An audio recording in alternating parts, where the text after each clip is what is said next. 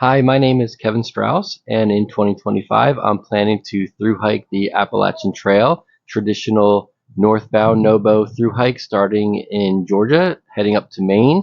And I'm planning to start around mid to late April of 2025.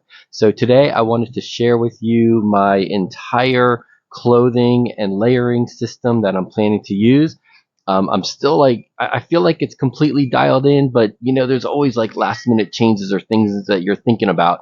But I just want to get started with this because I think this is the final system, unless you guys have some incredibly insightful comments that I can incorporate. Okay, so starting out, I've got this very inexpensive tech long sleeve shirt that I got at Old Navy for $8 on clearance. It's super comfortable and it'll probably be my sleep shirt, but it's also a base layering system that I could be wearing every day, through the summer, or another piece of gear that's coming on next. The shorts that I'm wearing are just really inexpensive $10 shorts from Walmart. They're 9-inch inseam men's athletic wear, super comfortable. This shirt only weighs 5.2 ounces, and these shorts only weigh 5 ounces. And underneath, I've got some boxer briefs that are snug and long because my inner thighs chafe, so I need to have that fabric there. And these are just generic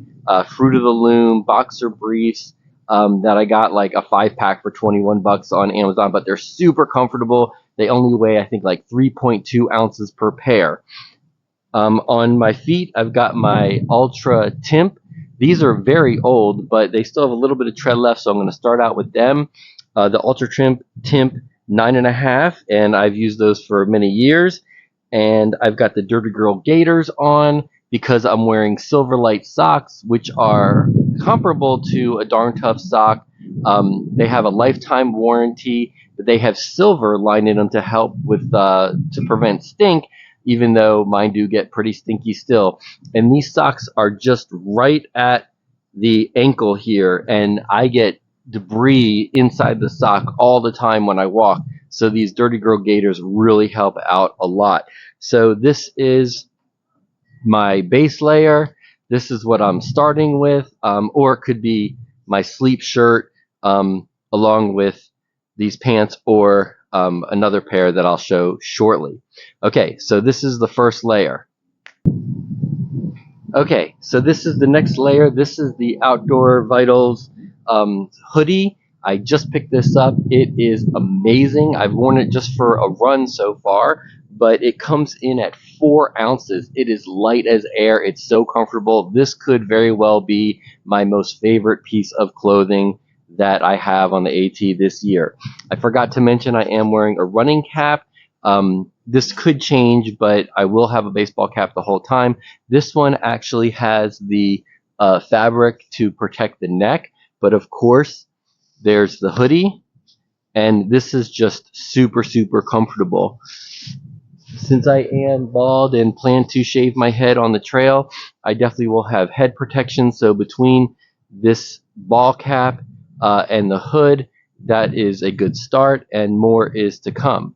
Okay. I also forgot to mention I am wearing a Garmin watch, which I'll use to track steps, but I'm not planning to use the GPS to track mileage or anything like that. And I am wearing a road ID, which I always wear whenever I work out. So this is the next layering system. And again, this sun hoodie could be my primary layer for most of my days hiking, and I just save this underlayer as a sleep shirt. We'll see. Oh, and when I was sweating in this sun hoodie the other day, it dried out so incredibly fast. I was like, oh my God, this is going to be amazing in the heat of the summer on the trail. Okay, so that is the next layering system. Okay, so I just added this buff. This is a merino wool buff, very inexpensive on Amazon. It's extra long, and I can use it for lots of different purposes, definitely as a beanie or balaclava if it gets chillier, like in the Smokies early on, or at night. Again, I want to protect my head. I pretty much always have something on my head, even though I don't have hair. I have to cover it up all the time, right? But this is just so warm, so versatile. as another warmth and layering item for those chilly days, those chilly mornings, wiping sweat, anything like that. I can wear it as an armband, a headband, a beanie, balaclava, as I said, neck gaiter, protect the mouth and sleep. I can use it as a sun shield, or if I need to block out light when I'm sleeping, anything like that. So the versatile buff. Okay, so I've just added a windbreaker. This is Patagonia. I got it on clearance at REI. I don't know, a couple like 10, 15 years ago, maybe only 10 years ago. I love this layer because it really adds a lot of warmth and obviously wind protection, a little bit of rain resistance, but not much. But it's such a great layering system with just one or two fabric layers underneath. I really love it. It's super comfortable, and it just 4 ounces, and it packs up into this little pocket. It's just super, super comfortable and versatile for that extra little layer of warmth and protection from the wind. I also really like when I can zip up the neck. Zipping up the neck really seems to add a lot of warmth for me. And of course, there is a hood on this as well. Again, super comfortable, super light, another beautiful layering system that packs up really easy. So far, this is what we're looking like with the system. Okay, so I'm going to take this off and put another fabric layer on for my next layer. Okay, so here's my next layer. You guys have probably seen this one before. A lot of people have it. This is the Sky Goat hoodie with the quarter zip. Again, another hood for warmth, right? I love the quarter zip for ventilating, cooling off, and the neck, which obviously is a little snug with my buff on, but the neck adds a lot of warmth. This is super comfortable. Now, I'll admit it is 9 pounds. It doesn't pack quite as small as I would like. 9 pounds. It's 9 ounces. It could pack smaller, but I would have loved to have gotten an Alpha Direct, by Senshi fleece at like 4 ounces for a medium, but they're just unavailable. I just can't find it. So I had to get something, and I think this is really the next best thing. I'll be honest, I went through a lot of conversation with AI to help decide between this Sky Goat hoodie, the Senshi, the Z-Pex hoodie, and also I think it's Mountain Hardware's hoodie, and I landed on this one at $100. It's super comfortable, and it's pretty darn warm actually, especially when you start heating up. And so this is what I'm going with because it was actually available. Okay, and I have to thank Roadrunner, who's out on the AT Trail right now. Hiking Dancer is her YouTube channel, and I used her code. Thank you, Roadrunner, for that. Gave me a little discount. And I think I'm going to be really, really happy with this. So this is my last real fabric layer. Okay, so let's see what's next. Okay, well, that didn't really make any sound, but I just wanted to show that I also picked up these fleece mittens, also by Sky Goat. I think I did that also because I wanted to get the free shipping on over $100 or whatever, $125, whatever that was. But again, I got the discount code thanks to Roadrunner. And these, I've been actually looking for a new pair of fleece mittens for a while because I love mittens because they really do keep my hands so much warmer. But I couldn't find anything at a reasonable price that was really small and lightweight.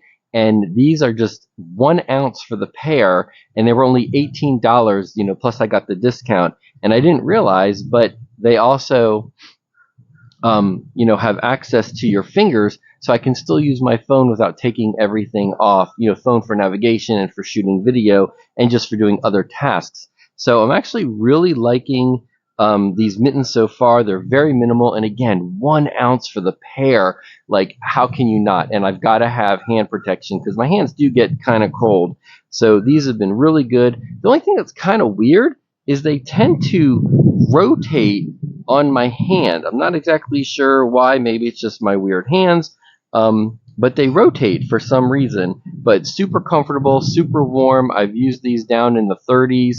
and they've been really, really great. And I love to be able to ventilate as well while I'm running or exercising, so that the heat and sweat doesn't build up too much.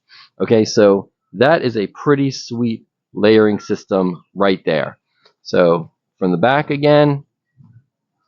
Okay, and now we're really starting to get into warming up. And right now it's like 50 degrees and pretty windy out, and I'm feeling pretty good right now already. Okay, so let's see what's next.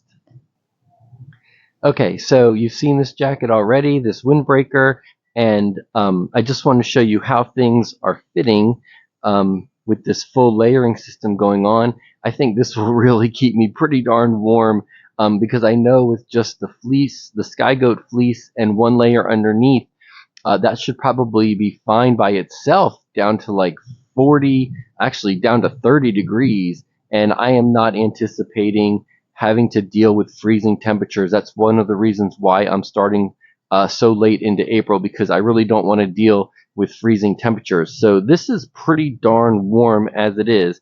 And now I've got 3 hoods plus my hat, right? Because I've got the Outdoor Vitals sun hoodie, I've got the Sky Goat hoodie, and I've got this wind hoodie, right? So that's a lot of protection, and this is all super comfortable and easy to move in. I can sleep in it, anything like that. So I think this system's going to be working out pretty darn well. So let's see what the next layering piece is. Okay, so the next piece of clothing, the item that I added, is this layer of pants. So I've gone back and forth on what I want to use as another layer for my lower body, for my legs, and I've landed on these pants because I just happened to find them at Old Navy, 40% off, so they were less than $20. They're running pants. They're super light. They're only 7 ounces, 7.2 ounces I think it is, and I was really debating on what I was going to use for my lower layer, because it could get chilly. You know, it could be in the 40s or even 30s at night or something to get started. And I thought about just carrying a pair of silk long underwear that I've had for ages, but which are super comfortable to sleep in. It's a nice insulating layer. But the thing about the silk long underwear is I have to take off my shoes in order to get them on. And also, they really won't go over my shorts, but I just put these pants on without taking my shoes off, and they're over my shorts, right? My shorts are still on, so they're a much easier layering system to go on and off depending on how the weather is changing. So I'm really digging these pants. Again, they're not as light as my silk long underwear, but they're much more functional and easier to use than the silk long underwear. And I can certainly sleep in these as well. They're super comfortable. They weigh like nothing on my legs. They feel like nothing. So I think they're going to work out really, really well, because they're really just running pants. So that is the lower layer there. Okay, so now we're really getting into the insulating layers. I really debated whether I wanted to bring a puffy or not, because so much of the time is going to be summer, the heat of the summer, but it can still get chilly in the mountains, and I don't like to be cold. So after being on the thread on the Facebook Appalachian Trail group, I decided that, you know what, I'm just going to bring the hoodie. It's so nice. Just if you're zipping in and out of your tent, you know, you have to go to the bathroom, or if you just want to go get your food bag and come right back. It's just such a nice, easy layer to add on for that super extra warmth. I've had this particular hoodie, this puffy, since about 2013. So this is about 12 years old, this puffy. It's a Uniqlo. You can get that, you know, it's like $70 or $80. It's actually pretty warm, and it's still holding its insulation, which I'm super impressed with. You know, I can zip it up like that. Again, another hood, so that's now my 4th hood plus a hat plus a buff. So I should be able to insulate pretty well. And you can see I'm using the thumb holes of the Sky Goat hoodie, which is just super comfortable. So this is my insulating layer for around camp, and if I get any really weird weather, who knows what's going to happen up in the White Mountains of New Hampshire. You know, it gets pretty cold up there, even in the middle of summer, on Mount Washington. So this hoodie, especially on breaks, I can just pull it out real quick, and I'll be good to go. So this is my Uniqlo hoodie. You can find those online. They're pretty inexpensive. And you might even be able to see it's the oils from my own hands after all these years, but it's already puffing up pretty nicely. It packs pretty well. And like I said, this is 10 ounces for this puffy jacket, which I really am trying to keep my base weight low, but I think for that added security, I really want to bring this puffy along. And again, someone who has thru hiked the trail before said that she absolutely loved her puffy. She used it the entire trail. So I think it's going to come in really handy and be a nice little luxury warmth item for me. So that's the puffy. Okay, so now you can see we're getting into the rain gear. So this is the ultra inexpensive Frog Togs jacket. This is what I'm going with. This jacket only weighs like 5 ounces, which again is just unbelievable. And I'm pretty light on my gear, so I'm hoping it'll hold up. I know a lot of people have used their Frog Togs rain suits for the entire AT, so I'm hoping that I can do that too. Yet another hood, you know, that will cinch down. So this is on top of everything. So right now I'm wearing every single upper layer that I have, including my puffy. Okay, so this all fits quite well, easy to move, and I think I'm going to be pretty happy. So the rain suit for the top and bottom, which is coming on next, is only $20, and you know, you need to get a smaller size than what you normally wear because they run really, really big. Okay, so that is the upper rain jacket that I plan to wear. Okay, so now I'm starting to feel really like the Michelin Man, but I've got my full Frog Togs rain suit on, and it's over top of my shorts and my pants and every upper layer that I have. So this is what the Frog Togs rain suit looks like.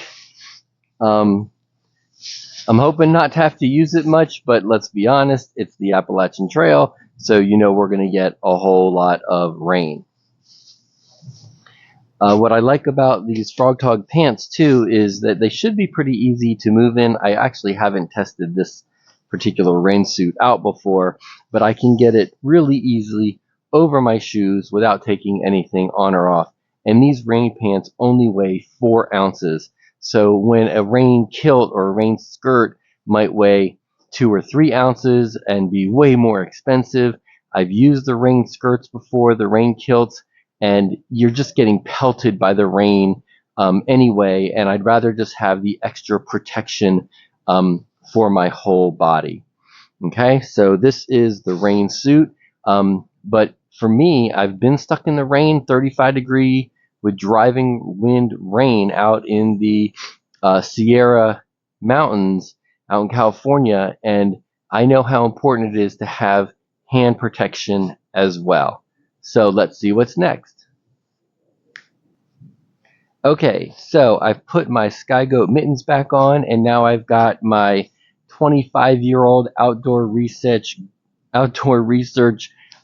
waterproof over mitts. Yes, these could wet out in driving rain for a really long time. It's not the most fashionable. I totally get that, but these have served me well. I've used these skiing for the past 20 years. And with mittens, wow, they are really warm. I thought about using pogies, and I tried to make my own, a little DIY project using Tyvek, but that was like a total failure when I tested them out. I'm so glad I did test it out. That's why we do these shakedown hikes and shakedown attempts as well, right? But these have served me well for so long. This pair is only 3 ounces. They're really easy to tighten up with the Velcro. I can use them easily with my trekking poles. My hands are already getting warm. This is what it looks like to have my full rain gear setup. This is the full daddy dog. Okay, so what is left with my clothing? It's not much, so let's see what we got. So what else is left in my kit for clothing? Well, everything's going to be packed in this really large DCF dry bag. I'm taking this extra large dry bag because just in case I need it for something else, such as a food bag, that is possible if I'm carrying extra food. While I do plan to use an Ursack as my primary food bag, there are times when I might want to carry 6, 7, 8 days worth of food because I'm trying to stay on trail more than go off trail. So I might need an extra bag that I can hang, and I will bring a line to hang in the tree my food bag. So everything will go in this DCF bag. The only other things that I'm taking are 2 more pairs of Silverlight socks. Not that one will be for dedicated sleeping, but I do plan to wash these regularly, rinse them out regularly, let them dry out on my backpack through the day, or I'll wear them at night to sleep in, and they can dry out then as well in my sleeping bag. So I'll have a total of 3 pairs of socks for this trip. I also plan to carry some compression sleeves. So I've had these for like 20 years, and I really have found these to be incredibly helpful with venous blood flow return, which helps your overall performance, and it also helps recovery. Now, while I might wear these more through the night, this is what I've learned through my whole 20+ year triathlon career, that it really helps with recovery overnight. But when it's getting really hot and humid through the summer, I might be wearing these through the day as well, because you just get better performance. The studies have proven that and shown that, but I've also experienced it myself. I actually don't know why more people don't use compression sleeves. These are by CEP. There's lots of different brands, but just for the overall performance, I think these are worthwhile at just 1.2 ounces. If I didn't say before, each pair of socks weighs 2.1 ounces. I'm sorry, 1.9. I know it's weird. We just remember all of these weights of everything. And again, I'm trying to get really low to my base weight. Right now, it's at like 14.25 pounds as my base weight. And that's with a really nice med kit and my toiletries and emergency items and things like that, which I'll be doing in another video, and hopefully I'll get all of that on Lighter Pack as well. Okay, so compression sleeves, I think everyone should be carrying compression sleeves just for their performance and for the recovery day to day. We did the socks, and here is my extra pair of underwear. Yes, I am showing you my underwear on camera. This is the fruit of the loom. They weigh next to nothing. I just have 2 pair of these, so one that I'll be wearing, one that I'll be packing and trading out. My rule of thumb is typically 1 pair of underwear per week on trail. I know that sounds gross, but I've been doing this a long time. I don't want to carry the extra weight. I don't mind washing things out along the way.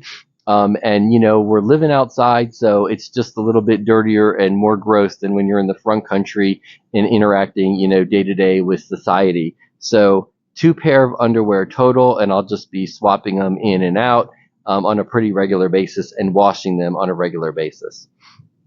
And then the only final item is a bug net. This bug net weighs like 1 ounce. I've been carrying this for decades, and I just, you know, I've been stuck in mosquito-ridden camp areas where I had to like get in my sleeping bag because I only had a tarp, and it's just miserable. And when it's warm out and you have to get in your sleeping bag and really pull it all up tight, it is miserable. You're sweating so much, it's just awful. So for the 1 ounce bug net, for when you need it, there's just nothing better than having a simple bug net that just goes over everything. When I was up in Alaska, the mosquitoes were just out of control. DEET and any kind of insect repellent is completely useless out there. Thankfully, I had a bug shirt and also bug pants, netting for top and bottom. I'm so glad I did, because nothing would stop these mosquitoes. Every time we went in and out of our tent, at least like 15 to 30 mosquitoes would come in. When we were taking snacks, my bug shirt had a zipper right here, and to eat snacks during the day, we'd unzip it but keep it covered, and then to eat a snack, you'd put a little bit of gorp in your hand and you'd open it and eat and close it, and you'd still get a couple of mosquitoes inside, but you could easily kill them within the bug netting. So I am a huge fan of a simple bug net. This is just a head net. I don't need to put it on for you. You've seen those before. But an invaluable piece of clothing or gear, because, and I don't even bring insect repellent, because I deal with it. It's usually not too bad for me. I'll wear the long sleeves, long pants. That helps a lot. But I just can't say enough about a simple bug net to add to your kit. So that is the whole system. I got my kangaroo pouch here, my quarter zip, super comfortable. I'd love to hear if you guys have any ideas or suggestions on something that I have missed, because you never know. I mean, I think I've gone through it pretty well, but hey man, we miss things all the time, and I don't want to be out on trail missing a critical piece of gear. I will have a cotton bandana, and I will have a small camp towel, and that's really everything in terms of textiles for this AT 2025. So I hope this has been a fun fashion show for you, and I look forward to seeing you out on the trail. Until next time, peace, love, and connect.